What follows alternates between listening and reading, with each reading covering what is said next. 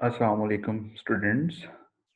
Today we will study about the properties of crystalline solids.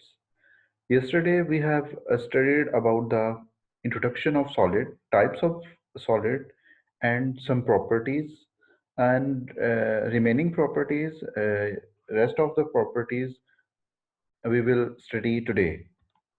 And the contents of today's lecture are, first of all, we will study about habit of a crystal, isomorphism, polymorphism, allotropy, and transition temperature. These five properties are important properties of crystalline solids. ये खुद से जो है वो एक short question भी है, हर property खुद से एक शॉर्ट क्वेश्चन है जिसको आपने उनकी डेफिनेशन और एग्जांपल के साथ मेंशन करना है. Let's go to our lecture. Habit of a crystal. The shape of a crystal in which it usually grows is called habit of a crystal. अब इस डेफिनेशन का मतलब क्या है, ये हमें बताने की कोशिश की जा रही है कि जो भी सॉलिड होता है, फॉर एग्जांपल आपके सामने डायमंड है, आपके सामने NaCl है, आपके सामने जो है वो ग्रेफाइट है, ये सब एक सॉलिड क्रिस्टलाइन सॉलिड्स के एग्जांपल्स मैंने आपको बताई हैं. अब इनकी एक नेटिव एक अपनी प्रॉपर्टी होती है. जब भी ये बनते हैं ये एक खास शक्ल में बनते हैं. मिसाल के तौर पे हेक्सागोनल है, वो ग्रेफाइट जो है वो हेक्सागोनल बनेगा. डायमंड जो है वो क्यूबिक बनेगा. ठीक है, NaCl है वो क्यूबिक फॉर्म में बनेगा. तो ये इनकी एक प्रॉपर्टी है, ये इनकी एक हैबिट है, कुदरती अल्लाह ताला ने इन्होंने इनमें जो है वो ऐड की हुई है, इनको एक प्रॉपर्टी दी हुई है. तो वो जब जैसे ही हम उसे क्रिस्टल को स्मॉल लेवल पे बनाएं या लार्ज लेवल पे बनाएं तो वो उनकी जो हैबिट होगी बनने की, डायमंड है तो वो क्यूबिक फॉर्म में ही बनेगा, ग्रेफाइट है तो वो हेक्सागोनल में ही बनेगा. क्या इस हैबिट को चेंज किया जा सकता है? यस, हम इस हैबिट को चेंज कर सकते हैं अगर हम उस हैबिट उस क्रिस्टल की, जब उस क्रिस्टल बन रहा होता है, क्रिस्टल कब बनता है जब हम एक सुपर सैचुरेटेड सॉल्यूशन को स्लोली कूल डाउन करते हैं.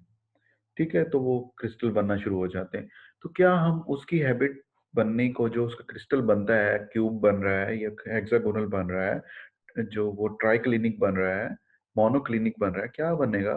तो क्या हम उसको चेंज कर सकते हैं? यस, हम उसे कर सकते हैं अगर उसमें हम कुछ इम्प्योरिटीज ऐड कर दें.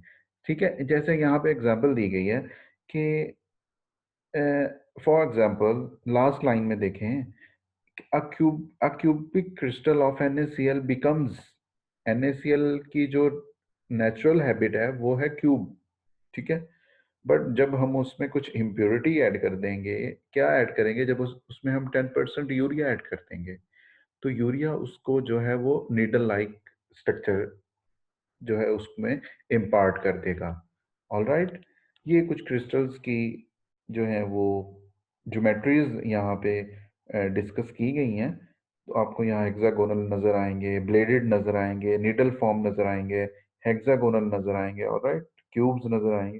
ये डिफरेंट इनकी क्रिस्टल की ज्योमेट्रीज यहाँ पे डिस्कस की गई हैं. This is habit of a crystal. Next, poly isomorphism है पहले.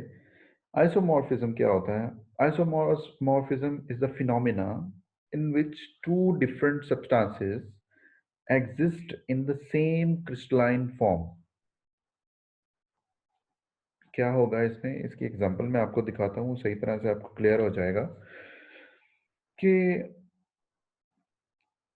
दो मुख्तलिफ सब्सटेंसेस हैं मगर उनकी जो क्रिस्टलाइन फॉर्म है वो सेम है. अब इसके एग्जांपल मैं आपको देता हूँ ह्यूमन बीइंग से. हम इंसान हैं. ठीक है, अब अगर आप देखें, चाइनीज को देखें, नाइजेरियंस को देखें, यूरोपियंस को देखें और एशियंस को देखें.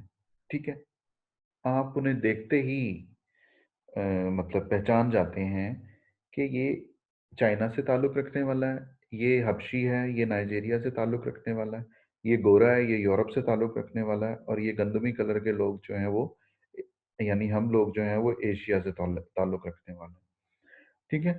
तो ये क्या हम अब हमारा जो अंदर स्ट्रक्चर है बोन्स का, वो क्या है? सेम स्ट्रक्चर है।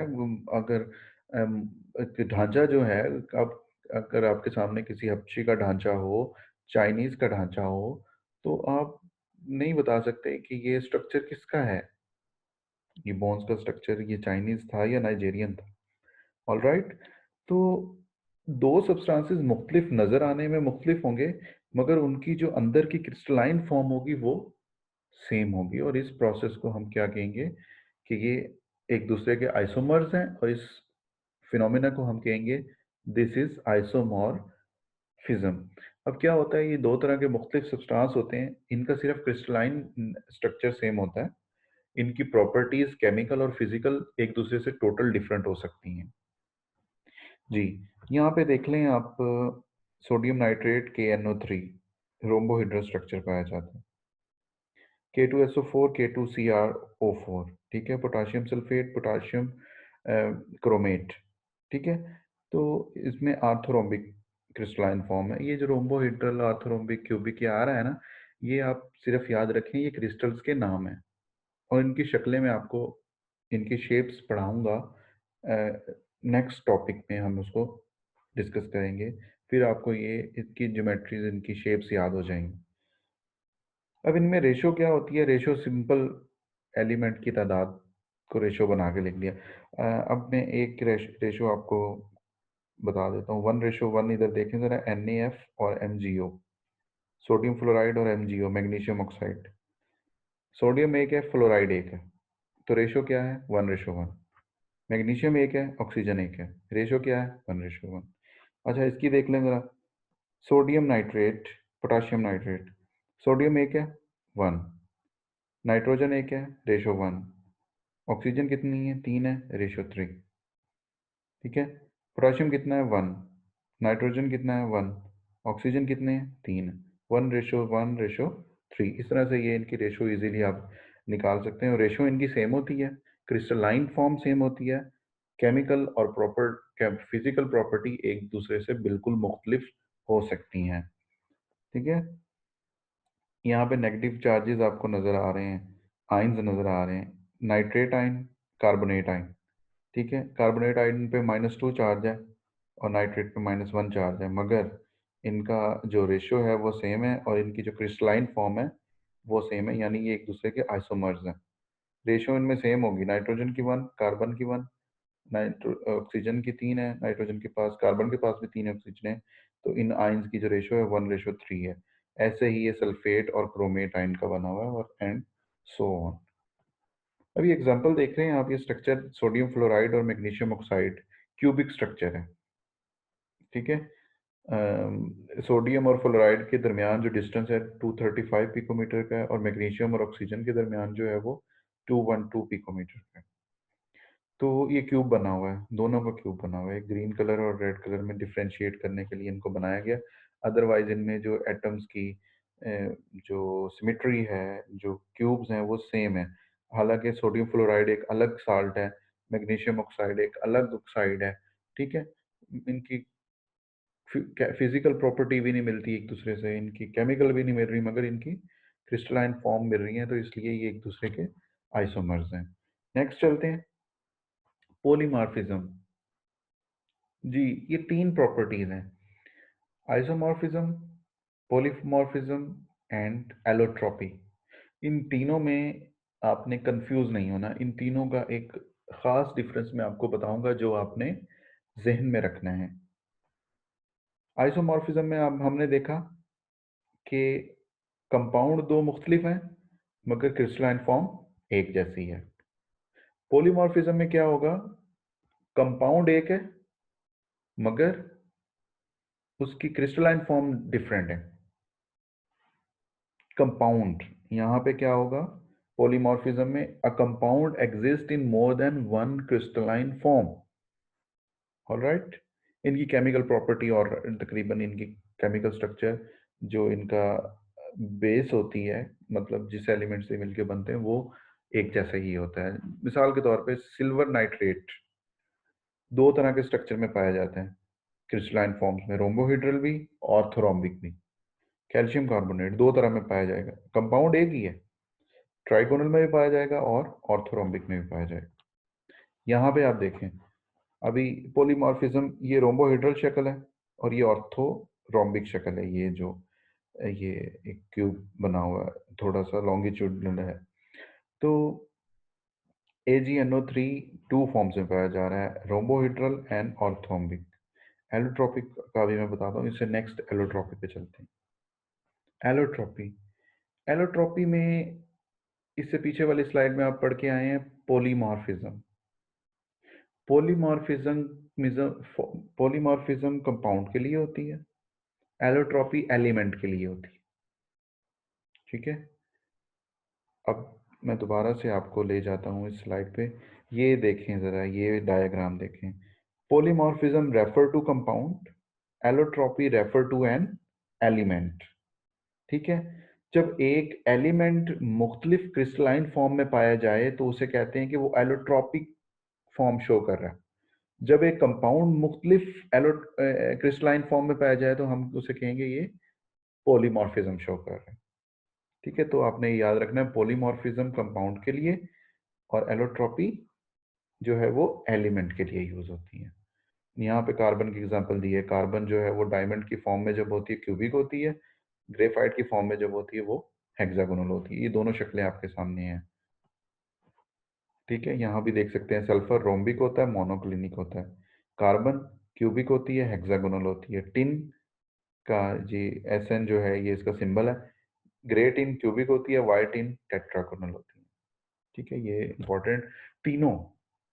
एक तो खास तौर पे आइसोमॉर्फिज्म पॉलीमॉर्फिज्म का डिफरेंस आ जाता है। शॉर्ट क्वेश्चन, बड़ा इंपॉर्टेंट शॉर्ट क्वेश्चन है। फिर आ जाता है differentiate between polymorphism and allotropy. Polymorphism is for compound and allotropy is for elements.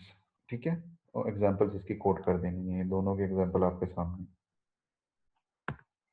फिर आ गया एंड पे ट्रांजिशन टेम्परेचर, मोस्ट इम्पोर्टेंट, तमाम में से सबसे ज्यादा पूछी जाने वाली, और MCQs में भी और शॉर्ट क्वेश्चन में भी। ये एक ऐसा टेम्परेचर होता है, मिड में होता है, कि जिसमें दो क्रिस्टलाइन फॉर्म्स एक ही सब्सटेंस की को एग्जिस्ट करती हैं इक्विलिब्रियम में एक दूसरे के साथ ना। और जब ये टेम्परेचर से हम ज़्यादा या कम करते हैं तो उनकी क्रिस्टलाइन फॉर्म जो है वो एक रह जाती है। और फर्ज करें एक चीज़ है, यहाँ पे मैं ये स्लाइड भी दिखा देता हूँ आपको। टिन की बात कर रहे हैं, ग्रे टिन क्यूबिक में है। पहली एग्जांपल देखें ज़रा, ग्रे टिन क्यूबिक फॉर्म में है। 13.2 डिग्री सेल्सियस जो है इसका ट्रांजिशन टेम्परेचर है। यहाँ ये इक्विलिब्रियम में होगी। अगर इसको 13.2 डिग्री सेंटीग्रेड पे रखेंगे हम, तो ये यहाँ 50% क्यूबिक होगी, 50% टेट्रागोनल यानी वाइट होगी। सही है, 13.2 से हम ऊपर जाएंगे, टेम्परेचर ज़्यादा कर देंगे तो सारी ग्रे टिन जो है वो वाइट टिन में कन्वर्ट हो जाएगी। और इसे हम, ये रिवर्स प्रोसेस है। आपको ये एरो हेड नजर आ रहा है, डबल एरो हेड, ये रिवर्सिबल प्रोसेस को शो कर रहा है। अगर हम टेम्परेचर कूल डाउन करते हैं, 13.2 से भी कम कर देते हैं, तो ये वाइट टिन दोबारा से किस में चली जाएगी, ग्रे ग्रे टिन में चली जाएगी, एंड सो ऑन। तो और ये आपने देख लेना है, सल्फर के लिए 95.5 डिग्री है, KNO3 के लिए 128 डिग्री सेल्सियस है transition temperature.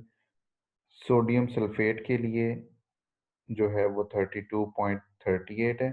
Anhydrous sodium sulphate बन जाएगा अगर 32 से ज़्यादा हीट करेंगे उसे।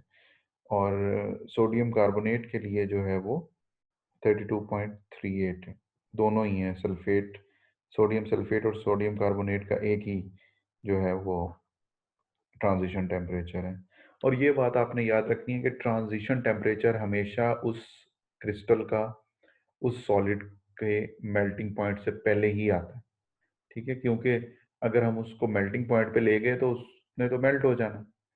तो ट्रांज़िशन टेम्परेचर मेल्टिंग पॉइंट से पहले आ जाता है। ये जो लास्ट लाइन है इसमें ये बात जो है वो बताई गई है। ठीक है? ये था आज का हमारा लेक्चर 5 प्रॉपर्टीज़ आज पढ़ी, 5 प्रॉपर्टीज़ हमने पिछले लेक्चर में पढ़ी थी। तो ये प्रॉपर्टीज़ आपने देख लेनी है, इम्पोर्टेंट प्रॉपर्टीज़ हैं लॉन्ग क्वेश्चन के हवाले से, शॉर्ट क्वेश्चन के हवाले से और इसमें से एमसीक्यूज़ के हवाले से भी। ठीक है? और कुछ इससे रिलेटेड जो एक्सरसाइज में क्वेश्चन है, जो ऑलरेडी मैं आपको साथ-साथ बताता रहा हूँ कि ये शॉर्ट क्वेश्चन बनता है, ये एमसीक्यू बनता है। तो ये इससे रिलेटेड आपने एक्सरसाइज में देख लेने हैं, वो मैंने कुछ डाटा इकट्ठा किया है यहाँ पे। तो क्वेश्चन नंबर 5 का ए बी पार्ट देख लेना है आपने और क्वेश्चन नंबर 12 का 5, 6, 7 और 9 पार्ट देख लेना है। ये होमवर्क है आपका और आपने लेक्चर को याद करना है, learn the contents of lecture और इसको अच्छे से तैयार करें। फिर इंशाल्लाह हम वीकेंड पे एक टेस्ट रखेंगे। चैप्टर 4 हमारा कंप्लीट हो जाएगा जल्द, एक टॉपिक रह गया अकॉर्डिंग टू स्मार्ट सिलेबस। तो एक हम फिर टेस्ट रखेंगे वीकेंड पे, गूगल क्लासरूम में ही आपने सबमिट करवाना जैसे आपने पिछला टेस्ट दिया था। ओके, अपना ख्याल रखिएगा। Take care. अल्लाह हाफ़िज़।